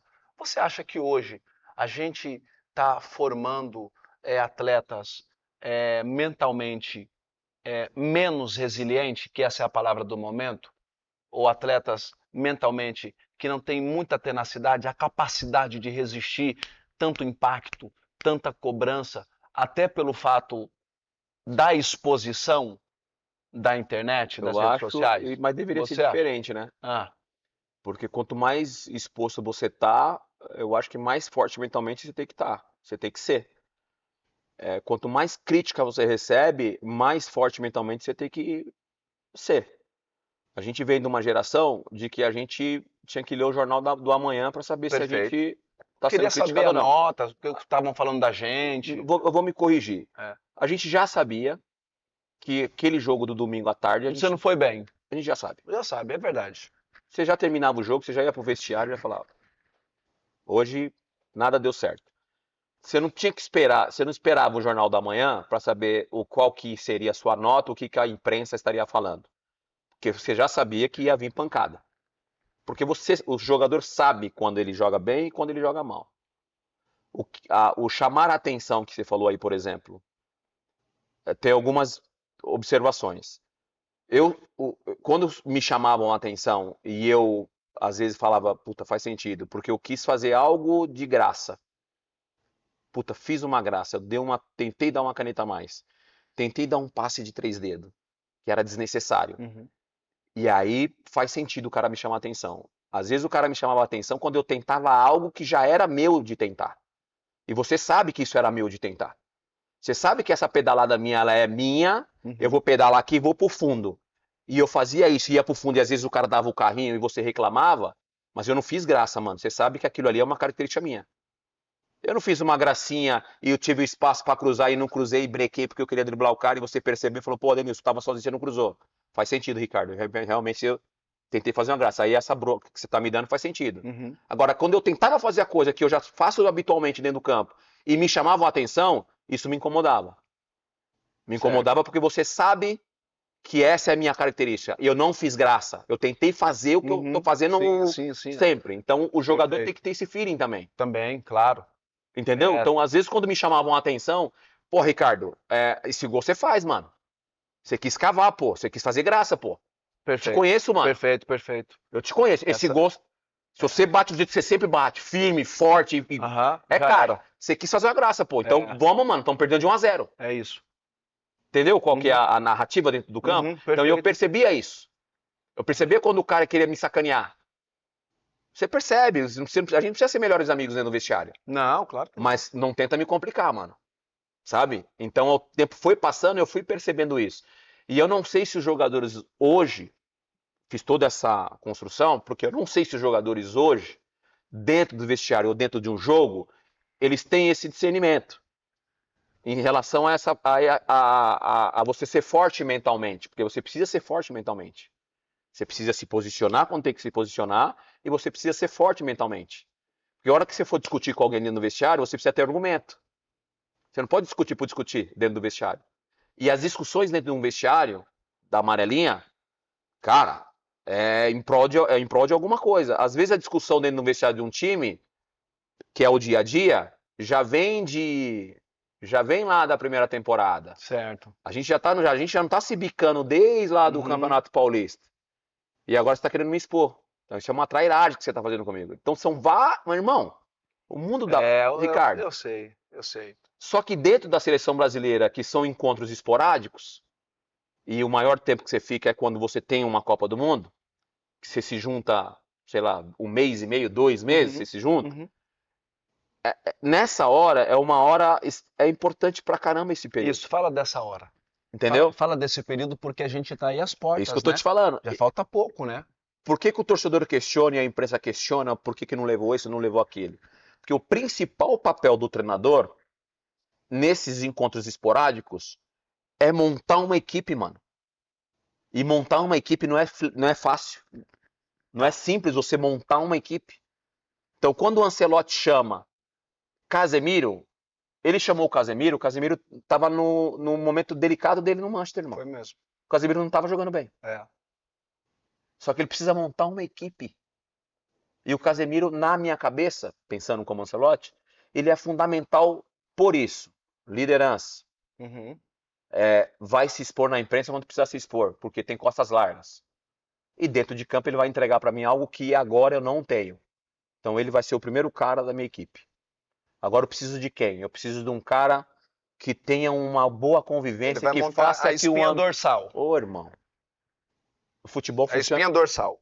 Por quê? Porque eu preciso lá naqueles 2 meses de preparação e daquele 1 mês de Copa do Mundo, eu preciso ter uma equipe. Eu não quero ter um time. Tá. Eu preciso ter uma equipe, que é o que ele está fazendo. Repetindo convocações. Você acha que hoje ele tem uma equipe? Ou ele ainda está tentando encontrar essa equipe? Agora a gente mergulha no universo da seleção brasileira para a gente ir para o final desse episódio aqui, a convocação. Tá. Você acha que ele está nesse processo ainda ou que ele já conseguiu essa espinha dorsal, tá? A espinha dorsal ele ainda não conseguiu porque ele não tem um 9 que eu acho que ele gostaria de ter. Ok. 9 raiz, 9 com essa característica de área. Eu acho que não seja só área, mas que tenha essa mobilidade. Tá. Eu acho que. Eu gosto, esse assunto eu gosto do 9. Eu acho que ele foi mudando o percurso na cabeça dele quando ele foi entendendo o que o Brasil tem como talento. Tá. Porque na minha cabeça e acompanhando todo o processo de Ancelotti na seleção, eu acho que quando ele assume o papel de treinador, ele pensava em fazer a seleção jogar como uma seleção de 82, como uma seleção de 86, como uma seleção de 2002, como uma seleção de 94. Porque se você pegar essas gerações ou esses ciclos, as seleções tinham 2, 3 caras que decidiam. 2 que decidiam, 3 que decidiam. Responsabilidade. E aí o papel do treinador nesses ciclos, um time bem defensivamente legal, seguro. Porque eu sei que essa bola vai chegar no Ricardo Oliveira, eu sei que essa bola vai chegar em fulano de tal, essa bola vai chegar no fulano de tal, e aquele cara vai definir, sabe? O processo foi passando e ele foi entendendo que ele não tem esses 2 jogadores, que ele não tem esse cara que define, ele não tem, e aí ele teve que ir montando um coletivo. Se você me perguntar, Eu vou te fazer essa pergunta. Você acha que a seleção brasileira vai ter um artilheiro? Hoje? É, Não, entendeu? não vejo. Eu não acho que a seleção brasileira vai ter o Vini Júnior com 5 gols, o Rafinha com 3 gols, o Fulano de tal com. Eu acho que os gols da seleção brasileira vão ser gols diluídos. Aham, tá. Casemiro uma hora de cabeça numa bola Sim, parada, o sim. Vini num chute Tá. cruzado, sabe? Um Bruno Guimarães num chute fora da área. Antigamente, na nossa geração, a gente E o sabe. 9? Você não vai pôr Por um isso gol que de um 9, não? então, na nossa a seleção não tem um 9. A gente não tem esse 9, Ricardo. Entendeu? Esse 9, cara, que, cara, A gente não tem. quando eu olho para a seleção brasileira e minha cabeça não vai muito longe, eu falo assim, é inconcebível, cara, a gente não ter um A gente 9, não cara. tem um 9. Seleção brasileira, 5 vezes campeão mundial, cara. A gente não tem um 9. Então ele, como treinador, ele tem, acho que definido o meio de campo e a zaga, a espinha dorsal que você falou, eu Uhum, acho que ele tem definido aqui. tá. Ele tem os dois zagueiros dele e Ele ele tem os tem dois meias os deles, os dois meias defensivos, dele, tem os Casemiro volantes ali, e Guimarães. tá. Pronto. Primeiro, segundo volante ali, Aqui ele não tem definido. desbeirada. Aqui ele não tem definido. Ele não tem Uhum. definido no lateral direito e ele não tem definido no lateral esquerdo. Ele não tem Na definido cabeça o dele. Berada com o Vini e com Não, na linha de 4 aqui. na linha de Na quatro, linha de ok, 4. tá. Na cabeça. O lateral Cara, a direito, discussão é isso. muito boa, Tá, porque ok, boa. eu acho que na cabeça dele era: vou jogar com 3 zagueiros. Entendeu? Uhum. Só que ele não tem os laterais. Ele tem. Vamos, tô falando dos caras que ele tá chamando, tá? Sim, sim, sim. Ele Você tem tá um valendo as Wesley. características Ele tem agora. um Wesley que vai Tá. embora. Só que agora o Wesley tá jogando de ala praticamente lá Do outro lado. do outro Ele lado, joga do lado oposto, esquerdo, pô. do lado esquerdo. Verdade. Aí ele vem pra seleção e ele é o Agora é o lateral. lateral direito. E dos que ele tem chamados, é o que mais vai. É verdade. Wesley. Wanderson é um cara que. Pode reparar. É verdade, é verdade. Tanto é que ele tenta. Agora o Militão machucou e não vai, mas o Danilo pode ser esse cara que vai fazer ali, mas o Danilo, porra, não vai. É. Entendeu? Não, não vai. Se você olhar pro lado esquerdo, ele tentou Arana, que vai. Uhum. Ele vai fechar com o Alexandre. Do Flamengo. Sim, sim. Ele vai fechar com o Alexandre. O lateral esquerdo é o Alexandre. Como que eu jogo com 3 zagueiros com esses 2 caras? O Felipão jogava com 3 zagueiros porque, pô, Roberto e Cafu. Aí Então eu acho que o processo do Ancelotti ele foi mudando e ele teve que encontrar uma forma de fazer o Brasil jogar coletivo. Porque ele não tem um ou dois caras que decidem. Ele não tem. O Vini não é esse cara, Rafinha não é esse cara, Martinelli não é esse cara, Tá. Estevão não é esse cara. Então, coletivamente, se o Brasil conseguir jogar, a gente vai fazer uma boa Copa do Mundo. Mas o Brasil não vai jogar preparando o jogo para tal jogador. Você tá entendendo a minha Tô leitura? entendendo perfeitamente. Por isso que eu tô pensando A gente que preparava 2002, a gente preparava todo um contexto para a bola terminar, ou semi-terminar em Rivaldo e terminar Ronaldo, ou semi-terminar em Ronaldinho Gaúcho e terminar ali Rivaldo. A gente tinha uma ideia. A bola tem que passar aqui no Ronaldo, que o Ronaldo vai pifar um ou outro. e chegava ali. E chegava. Porque você tinha Gilberto Silva, um monstro no meio de campo. Cleberson. Você tinha um Cleberson que ia e voltava e deixava o Cafu falar, Cafu. O Cleberson era na linguagem hoje atual, é o box to box, sabe? né? Cafu, vai, irmão. Que o Cleberson vai fazer aqui, vai. O Cafuringa ia. A gente não tem isso. Entendeu? Então, na cabeça do Ancelotti era, vou jogar assim. Porque o Brasil é rico em talento. Tá. O Brasil é irreverente. Aí ele foi vendo que não tem toda essa irreverência. Que não tem esse cara que vai decidir. É tão talentoso assim a ponto de decidir um jogo para nós. Então vou fazer o quê? Como um Rivaldo decidia um jogo, fazer o quê? como um Ronaldinho decidia um jogo, um Ronaldo decidia. Eu vou fazer o quê? O Matheus Cunha. Se desdobra, irmão. Você poderia ser o meu 9, mas você vai ser o meu 10, porque você vai ter que se desdobrar e ajudar a Casemiro, ajudar o Bruno Guimarães a marcar e tentar de alguma forma dar uma liberdade pro Vini. Ô Rafinha, vou precisar que você também se desdobre sem bola. Então tá tentando fazer um time coletivo para que todo mundo e não brilhe um cara. A gente sabia que em algum momento o Ronaldo ia brilhar, o Ronaldinho ia brilhar, o Fulano ia... Agora não. Agora não. Então, eu acho que o processo do Ancelotti ele foi mudando a forma de que ele achava que ele ia fazer, Uhum. como seleção brasileira, olhando de longe, né? Porque ele deu uma declaração agora que eu achei muito curiosa, aos olhos dele, né, cara? Ele sempre dirigiu clubes, né? E dentro do clube são várias nacionalidades, né, mano? Então, são várias culturas É verdade. dentro de um vestiário, né? É. E aí Agora, ele falou, cara, tá curioso, tá sendo até divertido e curioso porque eu tô dentro de um vestiário que é a mesma cultura, mano. É o todo mundo mesmo fala o idioma, mesmo é o idioma, mesma. E certo? tá sendo uma experiência diferente pra ele. É interessante esse olhar dele, né? Você imagina, ele tá num vestiário com várias nacionalidades, várias culturas, vários idiomas diferentes. É. Sabe? Agora, Agora não, agora ele tá vivendo uma cultura. Ele tá vivendo um DNA. E só que esse DNA que ele achava que o Brasil era, que na cabeça dele sim, é sim, aquela ele geração tá de com aquela geração 80, lá de aquela geração tal que que. jogava aquele futebol lindo, maravilhoso, cantava o mundo, né? E aí ele começa a ver o dia a dia e olhar, aquela geração já não tem mais, mano. Aquela irreverência já não existe mais. Agora eu preciso mudar a rota. Preciso implementar aqui algo diferente. Preciso fazer esse time jogar todo mundo junto, mano. Porque eu não tenho um cara que decide. Então eu acho que o processo dele de equipe não tá 100% definido. Opinião Tá, minha. ok. Uhum, entendi. Dentro dessa sua avaliação, eu te faço uma pergunta bem direta para todos que estão assistindo. Eu acho que essa também seria uma pergunta que a galera iria fazer para você.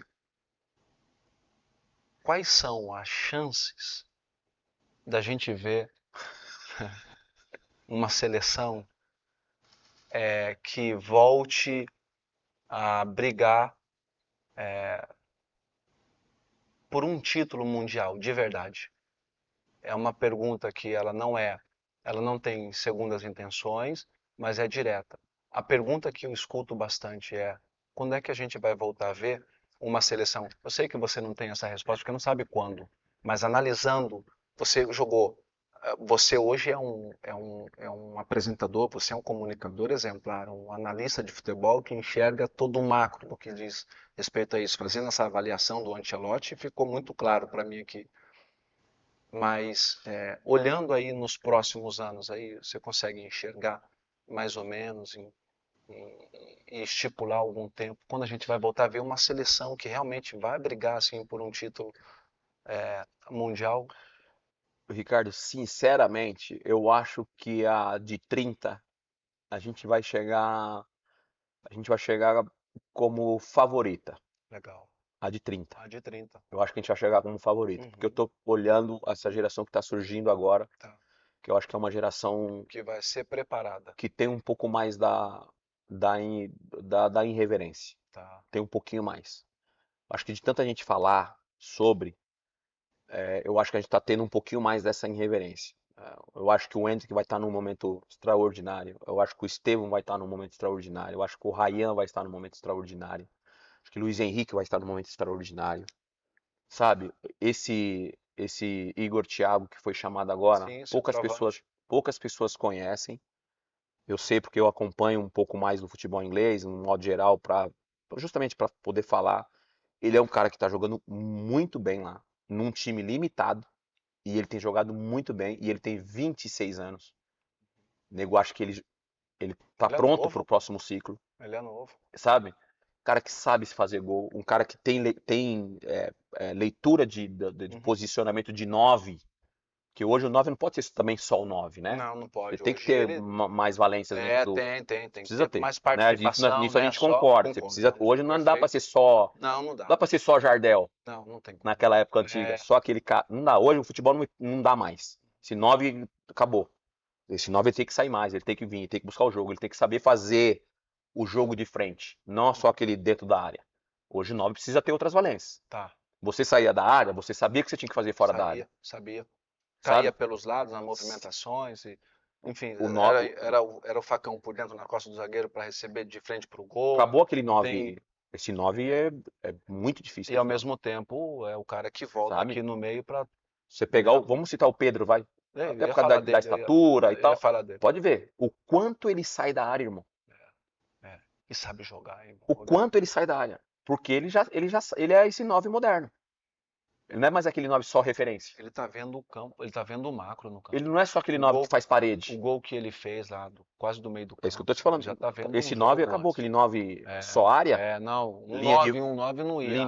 linha de fundo, eu preciso ter Não isso, tem. esse 9 acabou. Também, Entendeu? também. Então eu acho que essa geração para 30, a gente vai chegar bem. Porque se a Uhum. gente pensar que tem um Beraldo, por exemplo, no Paris Saint-Germain jovem, um cara talentoso, e vai amadurecer, o futebol europeu vai amadurecer. A gente tem o Murilo, que foi convocado e não foi convocado mais, que tá na Inglaterra. Perfeito, Cara, verdade. sabe? Eu acho que a gente tem uma geração para 30 que vai chegar preparada assim, legal. Se você falar de hoje, eu quero muito que ganhe, porque eu tenho um motivo muito claro. Porque eu vou comentar os jogos da seleção brasileira na Globo, na TV Globo. Legal. E eu tenho sonhado e me visto ao lado do narrador gritando Hexa, como eu vejo a cena a imagem de Galvão Bueno com Pelé. Com Pelé, em 94. Tá ligado? Eu tenho sonhado com Uhum. isso. Sabe? Eu tenho sonhado com isso, tipo, cara, é uma imagem que vai ficar eternizada, mano. Sabe? Legal. Então eu tenho sonhado com isso. Mas se a gente tirar essa emoção, tirar a emoção e tirar o desejo de viver essa experiência, não é o que a gente vê dentro do campo, não é o que a gente enxerga dentro do campo. Hoje o Brasil não chega como favorita numa Copa do Mundo. A gente tem França na minha cabeça. Isso, escolhe aí o seu top 5. Não sei se você tem mais. 5 não, mas Não? mas na minha cabeça, França, Espanha e acho que Portugal vai fazer uma Copa legal. Porque tem uma seleção nova com muito talento. Não sei personalidade e sentimento, que é aquela hora que você... Portugal. E aí você pode vir com uma Argentina que sempre é forte mentalmente, mas é o último ciclo Argentina, né? E depois da Argentina. E aí eu acho que já começa a entrar Brasil, começa a entrar Inglaterra, começa a entrar outras seleções, sabe? Legal. Um pouquinho mais de tradição. Tá, eu montaria essas seleções no meu top 5. Já falei isso. Sabe assim? Pra mim, top 5, né? No top 3 eu tô de acordo com você, que ali eu vejo França, eu vejo Portugal, eu vejo Espanha, não nessa ordem, né? França, Espanha, sabe? Portugal Porque eles... a França, pra mim, é a grande favorita. Grande favorita por tudo, sabe? Fez a última final, vem numa sequência boa pra caramba, a França. E se eu fiz agora o amistoso Brasil e França no segundo tempo tira o pé. Tira o pé. França no segundo tempo tira o pé e... Sabe? Então, assim, se na hora do vamos ver, eu consigo administrar individualmente o meu sentimento, as minhas emoções, e coletivamente a gente consegue administrar, porque Copa do Mundo tem margem para erro, então se a gente consegue administrar esses sentimentos de adrenalina, de emoções, de fazer, e calma agora, vai ser muito difícil vencer a França. Mas pode ser que chega na hora do vamos ver, que tá valendo ali o mata-mata, que acho que são 5 mata-matas agora. Formato diferente, são 5 mata-matas. É punk, mata-mata é punk. Aí o bicho pega. Aí o jogo ali. Né? Beleza. Passamos aqui numa bola parada, jogamos mal, mas meti uma bola no segundo pau e gol e fechamos a casa. Fechou a casinha e esquece. Cara, é mata-mata pra caramba, irmão, pra você ir. São 5, né, meu? Então, assim, eu acho que é um processo difícil para a seleção ganhar, mas dentro dessa emoção que eu falei agora, de me imaginar naquele cenário, tomara que a gente consiga, mas não é o que o campo está falando. Entendi. Ainda fica para alguns anos aí, né? Essa geração, ela pode ser que surpreenda bastante, e aí o campo, a gente sabe que o resultado do campo, o campo mesmo produz, fora nome, melhor seleção e tudo, bacana, fica no papel. Quando se joga para dentro do campo, outra coisa. O jogo pode mudar, né? Mas a gente não vai fugir de analisar que realmente não é o bom momento, tem outras seleções aí chegando bem. Eu já estou terminando. E uma pergunta. Eu acho que até deveria acontecer isso, tá? Deveria acontecer isso mais. Não sei se está acontecendo. Da CBF, chamar vocês, caras. Sabe? Levar vocês que foram campeões, que sabem o que é a pressão, cara, de carregar isso daqui, de mais de 200 milhões de pessoas, cara, no Brasil e no mundo inteiro, que todo mundo quando fala de brasileiro fala assim, Brasil, futebol Isso é verdade. e tal. Levar vocês, cara, para realmente é, falar um pouco para essa galera. E essa galera que, que é jovem, talentosa, pô, baixar um pouquinho, sabe, mano, a bola e de olhar os caras que pavimentaram o caminho, no caso vocês, pô. Você foi campeão do mundo. De falar assim, pô, meu, eu vou ver esse cara, mano. Pô, ô Dani, me fala aí, mano. Pô, dá um conselho. Eu não sei, mano. Qual é o conselho que você poderia dar? Eu acho que a CBF, e se a CBF estiver fazendo isso, tá? Parabéns, continuem fazendo, porque eu acho que esse é o caminho. E se não estiver fazendo, façam. É importante colocar esses caras que foram campeões com essa camisa, que sabe o que é o peso, que sabe o que é enfrentar uma Copa do Mundo, que sabe a importância desses 30 dias de preparação, que pode virar o jogo de todo mundo. Em 94 eu estava com 14 anos. O título mundial trouxe uma alegria para nós naquele ano que o Brasil estava vivendo um caos, cara. Um caos. Morte do Ayrton Senna. O país estava triste. E a gente sabe, cara, que o futebol tem essa força, tem esse poder, condiciona a vida de um torcedor, cara. Então, Dani, você vai responder, né? Sim. Então, eu acho que a CBF deveria fazer muito isso, levar vocês, cara, que tem história e peso, né, com essa camisa da seleção brasileira, para ir lá, só para dar uma palavra, ou dar uma palestra, ou assistir o treino, ou dar um conselho no pé do ouvido para um menino, entendeu? E vocês, cara, claro, sem sombra de dúvidas, ó, olhar para esses caras aqui que fizeram muito e falar assim, meu, qual qual conselho você me daria? E eu já engancho para a gente terminar, eu vou fazer uma última pergunta. Qual conselho você daria? Então responde a primeira pergunta, se a CBF fez esse convite para vocês irem lá, bater um papo, ou tá lá e tal. E, e qual conselho você daria para essa galera que A está aí às CBF, portas de uma Copa do a Mundo? CBF, sob o comando do Samir, Ricardo, eu tô bem próximo assim da CBF, eu tenho Legal. um contato com pessoas que trabalham lá, contato com o Samir. Isso não sou eu que estou falando, a, a imprensa já divulga, o Samir já fala. Essa nova gestão CBF, na minha opinião, está fazendo um trabalho Muito interessante, né? muito interessante, muito legal. Porque eles já pegaram, eles assumiram a CBF, tendo toda uma narrativa já pública de imprensa, de torcedores, de diretores executivos do futebol, críticas com o calendário, a melhoria do futebol feminino, Uhum.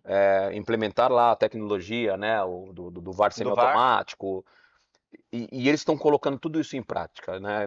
Quando o Samir ali assume a CBF, tive a oportunidade de conhecê-lo lá no Rio de Janeiro, e a gente se cumprimentou, e eu falei, cara, parabéns, por hoje ser o presidente da CBF e E tal, pelas ideias, né, cara? pô, tomara que você consiga mudar e que você não seja só mais um. Eu falei pra ele. Legal. Falei pra ele assim, ele falou, cara, eu não assumi esse papel pra ser mais um, e eu vou colocar em prática tudo que tem que ser colocado em prática pra melhoria do E futebol. tá vendo, né, isso, né? Ele Isso tá foi fazendo, lá né, no Dani? comecinho. E as coisas foram passando, as coisas foram acontecendo, e eu tive a oportunidade mais uma vez de reencontrar com ele algumas vezes e falar, cara, tu lembra daquela conversa que a gente teve ali, rápida, no saguão de um hotel? Lembro. Então eu tô aqui para te parabenizar, porque naquela ocasião você disse assim, assim, assado, e você está colocando em prática. Parabéns, né? Porque também é importante também você, pelo menos eu penso dessa forma, também se você tem, o meu papel, óbvio, é criticar, é analisar e tudo mais, como um comunicador, mas quando a gente enxerga que também tem algo, no meu ponto de vista, positivo acontecendo, também verbalizar isso, Uhum. né? Então eu falei isso para ele, então a gente tem um relacionamento muito legal e tô vendo que a CBF está se mexendo para ter, Ricardo, respondendo a tua pergunta, mais jogadores preparados para estar próximo da CBF, Legal. para contribuir Uhum. para a CBF, né? Muito bom. Que a gente sabe, né? Não estou diminuindo a classe, mas tem muitos jogadores de futebol que passaram por seleção Sim, brasileira, mas que de sim. repente não têm esse olhar né? E para ocupar, ou esse posicionamento, para ocupar esse lugar, Esse né? lugar. E não é uma crítica, é só. Não, não, sim. E acho que a CBF abriu essa porta e cabe a nós, ou hoje eu estou na comunicação, então eu não entro nesse contexto, pela função que eu exerço hoje, mas, né, contribuo de alguma forma, né, quando eu tenho a oportunidade de estar perto e de estar conversando. Recentemente, por exemplo, lá nos Estados Unidos, eu vi o Rivaldo e vi o Ronaldo ali acompanhando um treinamento, que isso já é muito legal, Caramba. porque você pega ali num almoço, ou num café, ou num lanche, poxa sei lá, vida. imagina o Ronaldo hoje chegar ali sei lá, no Vini Júnior e Ah, falar, mano, você não sabe como é legal, né, jogar aqui, representar isso aqui. ser campeão, cara. Pois, Nossa, e ser campeão do mundo, meu Deus do céu. você imagina um Ronaldo, o melhor do mundo algumas vezes, chegar e falar assim, não tem título maior de todos que eu conquistei Uhum. Do que a que Copa do Mundo, a porque o Copa do Cristiano Mundo. Ronaldo já verbalizou isso, É, que ele trocaria todos os títulos que ele tem por um título por um mundial título com a mundial. seleção. Então, assim, se a gente consegue verbalizar e que esses jogadores assimilarem bem essa mensagem, seria maravilhoso. Só que a gente, Ricardo, a gente já esteve sentado nesse lugar. A gente já ouviu jogadores mais velhos, jogadores mais experientes em determinados assuntos falar para vocês. E eu lembro, você provavelmente lembra, Uhum. às vezes entrava por um ouvido e saia pelo outro, e Era. às vezes o que esse cara tá fazendo aqui, o que esse cara pensa que ele é. Então, eu acho que essa geração de agora também tem o direito de pensar assim: o que o Denilson está fazendo aqui? O que o Denilson está falando? Tem esse direito de pensar. Só que pode ser que amanhã ele fala, pô, fez muito sentido o que o Denilson falou naquele momento, né? Porque aconteceu isso comigo. Fez sentido o que o Toninho Cerezo falou. Fez sentido o que o Falou. fulano de tal falou. Mas na época entrou no ouvido e saiu pelo outro. Então, conselho que eu dou para esses jogadores: aproveitem a oportunidade de vestir a amarelinha, Aproveitem. sabe? Não mece esforço para você fazer o teu 100%. Resultado você não vai controlar. Ninguém controla resultado. É. Agora você sim controla o A que sua você entrega. pode entregar. É isso aí. Isso você consegue. Esquece, irmão. Resultado, irmão. Pode ser que a gente tá falando aqui, o Brasil vai ser campeão e não é. A França vai ser campeão. E chega na França, cai na primeira fase. Resultado, irmão. Você não controla. Agora, você, jogador que hoje veste a camisa do Brasil, veste a amarelinha, você controla o teu esforço. Você sabe até onde você pode chegar. E nesse período é o 100%. É o Como diz 100%. O espanhol. o Ancelotti, né? O Ancelotti, Tem que estar 100%. 100%, né? A gente 100%. falava muito isso na Espanha, né? Que 100%. nada mais é estar 100%, Uhum. né? Então Bom. você pode dar o teu 100% na seleção brasileira. O ganhar, já outros 500, Você não mas controla. o sentimento de que você fez o que você tinha que fazer, não deu, mas esse sentimento que você tinha que fazer, você tem que ter. Eu fiz o que eu tinha que fazer.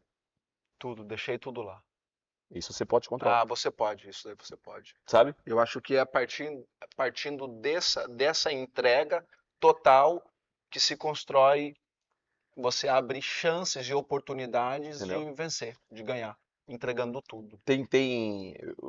Tem jogos, tem jogo e jogo, mas tem aqueles jogos de Copa do Mundo, de Libertadores, enfim, de competições, que às vezes você vê o time saindo extenuados, mano. É, O juiz faz prr, prr, acaba o jogo, os caras na hora. é verdade. Isso é top. Porque você vê Que que os caras deram tudo, tudo, irmão. deixou tudo lá. Você vê o time, porque às vezes você vê um ou outro, mas às vezes você vê o time extenuados quando o juiz acaba o jogo. E às vezes o cara ganhou lindo, e às vezes o cara perdeu, mas você vê que o time deu o máximo, mas você fala. Às vezes tem jogos que eu assisto e vejo e falo pra minha mulher, ó, mozão, o resultado é os caras, mas olha como é que os caras estão. Porque você vê ali que os caras fizeram tudo, Ricardo, que tinha que fazer. Não deu. Aí o torcedor vai olhar e vai fazer assim, mano. Vai aplaudir. O torcedor se sentiu representado, né? Os Entendeu? caras deram tudo, né? Entregaram tudo. Tudo. Eu vi uma frase uma vez do treinador do Barcelona, Ernesto Valverde. Ernesto Valverde. Ele falou assim: eu aceito perder em uma circunstância, desde que os meus atletas fizeram tudo para ganhar. Marcaram, pressionaram, chutaram no gol, e tiveram, perdeu, ok. Mas o meu time fez tudo. Tudo que nós treinamos, tudo que Exato. nós falamos, meu time foi lá e fez. Eu aceito perder porque aí é o campo, pode acontecer. É, Mas se não tivesse feito isso, eu ficaria, é né, isso. muito contrariado. Mano, para finalizar, qual a sensação sua de, cara, segurar a taça mundial, cara, de campeão? Segurei ela ontem, aliás. Que eu tenho uma réplica Aham. em casa. E ontem, por coincidência, eu cheguei em casa, eu tô numa batida de trabalho muito grande, Uhum. muito intensa e tal. E eu cheguei em casa ontem naquele dia extenuado, sabe? Cansado Uhum. mentalmente, porque, cara, entregar e tal. Eu cheguei cansado, agradeço, obrigado, Senhor, mais um dia, tal, tal, tal. E aí normalmente eu chego em casa, família, tal, tal, tal, tal, tal, tal. E aí vou tomar um banho, né? Tirar um pouco tomo um banho. Aí ontem eu tomei o meu banho, abracei minha família, tal, tal, tal, tal. Tomei meu banho e desci. E aí normalmente eu desço pela parte de dentro da casa, eu resolvi descer pela parte da sala, e desci pela parte da sala, passei assim, eu olhei assim, eu dei um passo pra trás, aí Foi lá, peguei ela, mano. Peguei ela assim na mão assim, olhei.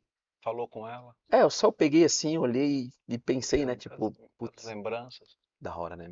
Puta que legal, obrigado, senhor, né, por ter me presenteado, né, com esse título e me deu a oportunidade de fazer parte desse momento, né? Você tem a percepção clara Não, do que, do que foi isso, cara, não, não tem. esse feito? Não tenho, Sério? Ricardo. Não tenho e nem quero ter, mano. Porque eu acho que eu não tendo essa dimensão, eu continuo nesse lugar que eu tô. Porque eu adoro esse lugar que eu tô. Legal. Eu adoro ser o que eu sou, sabe? Eu me acho uma pessoa muito simples, me acho um cara muito tranquilo, me acho um cara muito legal de relacionamento. E se você de repente ter esse sentimento do tamanho dessa conquista, de repente pode inconscientemente me levar para um lugar Você não gostaria? que eu não gostaria. Então quero, eu quero continuar nesse lugar que eu tô. Porque eu acho que nesse lugar que eu tô é o que os meus pais se sentem satisfeitos, é o que os meus irmãos, é o que a minha família, é o que os meus amigos. Esse lugar que eu tô agora, eu acho que é o que eu devo estar, sabe? Então, ó, quando você tem alguma noção de alguma coisa e de tamanho de conquista, de repente, inconscientemente, pode te levar para um lugar que não seja legal para os meus, né? Porque eu vivo hoje para os meus, assim. O amadurecimento me deu esse olhar de viver o meu dia a dia para os meus. Eu ouvi recentemente de um cara que eu tenho um carinho, eu tenho uma admiração, que é o Péricles, né? Eu sou muito pagode, né, Ah, Ricardinho? O Ricardo, Pericles, você cara, eu sabe. gosto também demais. Amo Pedi muito. foto com ele, cara. Puta, o Cruzei com Péricles. ele num aeroporto, voltando de algum lugar, pedi foto com ele, cara. Minha filha é apaixonada nele, cara. Então, um cara que eu conheço há muitos anos, e enfim. E um dia, conversando com ele, eu fiz um post na internet, em casa, ouvindo um pagode e tal, e era ele que estava cantando. E aí ele mandou um vídeo, mandou uma mensagem, ô, pô, saudade de você, legal, obrigado pela moral, aquela coisa toda, tá? E batemos um papo rápido e ele usou uma frase que é uma frase que eu tô vivendo isso já há algum tempo. Ele fala, eu falei, pô, a gente precisa se ver, vem em casa, vamos fazer um churrasco, traz a família e tal. Ele virou e falou assim, pô, vai ser um prazer. Ele Falou pra falou? mim assim, vai ser um prazer, porque nada que tem na rua já me interessa mais. O que me interessa é estar em casa, é estar num Ah, contexto, entendeu? E aí aquilo eu falei, cara, eu tô há alguns anos eu já tô vivendo isso, que é esse que é esse lugar de estar perto dos meus, mano. Sabe? Nada do que tem na rua, nada do que tem lá fora já me interessa mais, Ricardo. que isso, mano. Entendeu? Então é esse lugar que eu quero continuar vivendo, estando, fazendo o meu trabalho, proporcionando de alguma forma um conforto melhor para mim, para os meus, nesse lugar. Nem mais, mano. E nem menos. Eu quero continuar nesse lugar que eu tô agora. Eu vou encerrar, mas eu preciso falar para vocês que com toda essa simplicidade, com toda essa serenidade, com toda essa humildade que o Denilson respondeu essa pergunta, com um pouco mais de 8 bilhões de seres humanos, poucos podem se dar a honra de ser campeão do mundo em um pouco mais de 8 bilhões. E histórias se honram. E ele está aqui hoje, honrando a minha história, a nossa amizade, e eu estou aqui, honrando a sua história. Você é campeão do mundo com a maior seleção, cara, do mundo. Ninguém tem 5 como vocês conseguiram 5 como a nossa seleção brasileira. E esse primeiro episódio, você foi um dos mais pedidos assim para sentar aqui e a gente trocar esse papo nesse primeiro episódio, nesse quadro novo, nesse novo tempo, nesse novo projeto da minha vida. E eu queria te honrar falando isso. Isso é nobre, o seu coração é nobre. E é por isso que Deus te deu, tem te dado tanto e vai continuar dando para você, para sua família, para os seus projetos, para os teus sonhos, tudo aquilo que você Amém. tem sonhado. Mas, cara, você em um pouco mais de 8 bilhões de pessoas, você pode sim falar assim: sou campeão do mundo. Isso não vai te tirar do nível que você está, não vai fazer você se sentir melhor do que ninguém, mas é feito. E conquista se honra. E você é um Obrigado. cara que merece isso.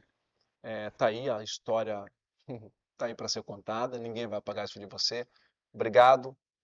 Eu que te agradeço, meu Bom parceiro. demais ter você aqui. E você vai assinar essa camisa aqui para mim.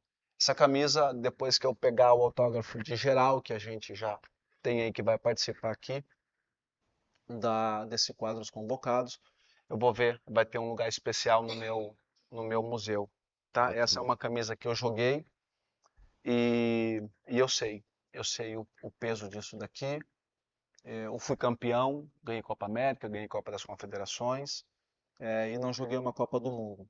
Mas ser convocado com a seleção brasileira é uma realização na carreira de um atleta que ele fala assim: uau, eu cheguei no máximo da minha profissão, de agora representar. Ele sai de representar um público, uma torcida, para representar uma nação.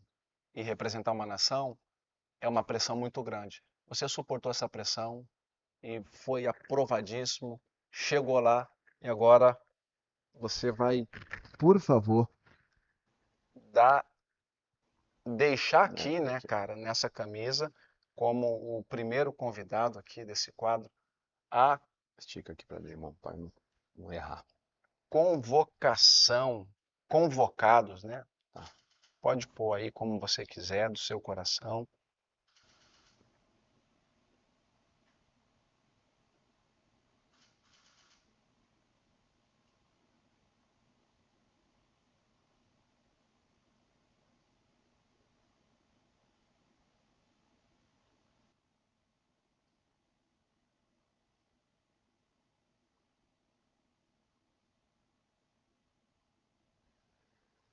Olha aí, que coisa linda. Você é especial. Um abraço do Denilson Show. Esse cara que é um show por onde ele passa e principalmente para a família linda que ele tem e para os amigos que eu posso me orgulhar de falar assim, pô, sou amigo desse cara. Gente, fiquem aqui, clica no sininho, faz seu comentário, compartilha. Vamos levar essas histórias de vida, histórias de superação, um bate-papo descontraído, falando sobre futebol, falando sobre conhecimento. E eu espero que vocês façam parte desse novo projeto, que eu tenho certeza que vai te encantar e vai fazer muito sentido para você. Obrigado, um forte abraço, tamo junto, até o próximo. Valeu.